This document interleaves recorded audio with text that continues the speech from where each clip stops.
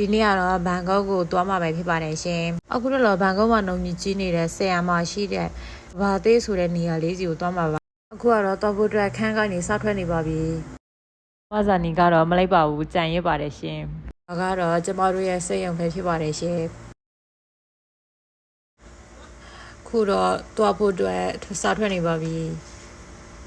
ဒါတော့ကျမတို့ညီမ3ယောက်ပဲဖြစ်ပါတယ်ရှင်ဒီနေရာကိုသွားမယ်ဆိုရင်တော့အကောင်လုံးတဲညီလက်ညီပါပဲရှင်အခုကတော့တက်စီစီဖို့တဲ့မီးပွိုက်ကိုသွားနေတာပဲဖြစ်ပါတယ်အခုကတော့မီးပွိုက်ကိုရောက်ပါပြီရှင်မမကြီးနဲ့တူတူသွားမှာပဲဖြစ်ပါတယ်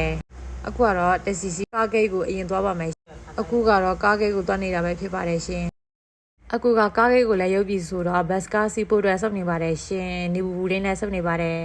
နောက်ဆုံးတော့ဘန်ကောက်ကိုရောက်ပါပြီရှင်ဒါကတော့ဆန်ရန်ရဲ့ရှုခင်းလေးပဲဖြစ်ပါတယ်အပေါ်မှာကတော့ဆန်ရန်ကနေမြင်ရတဲ့မိုးပြန်ထားလမ်းကြုံပဲဖြစ်ပါတယ်ရှင်တို့တော့တုန်းကတော့လေဆန်ရန်မှာလူတော်တော်လေးစီပါတယ်ရှင်ရုံးတို့ဘန်ကောက်ရောက်တဲ့ချိန်မှာလေညနေ3 နာရီလောက်ရှိနေပါပြီရှင်ဗီဒီယိုကလေအရန်ရှိသွားမှကြောက်လို့ကဘာသေးစီကိုသွားတဲ့ဗီဒီယိုလေးကိုနောက်ထပ်ဗီဒီယိုလေးတစ်ခုတင်ပေးပါမယ်နော်